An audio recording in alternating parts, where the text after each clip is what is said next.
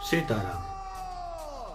और ये वीडियो है मेरे लिए, मैं अपने लिए बना रहा हूं कि हे प्रभु, हमसे अगर कोई गलती हो गई हो, किसी जनता जनार्दन की भी अगर दिल दुखा हो, तो हमें वही सजा दे जो आपने निवृत्त किया है। अन्यथा अगर हमसे किसी की परेशानी न हुई हो, सबकी सेवा हमने निस्वार्थ किया हो, तो ये वाण वहीं पे जाके गिरे जिन्होंने आपके त्रिपुंड त्रिशूल को हमारे गर्दन पे लगाए थे।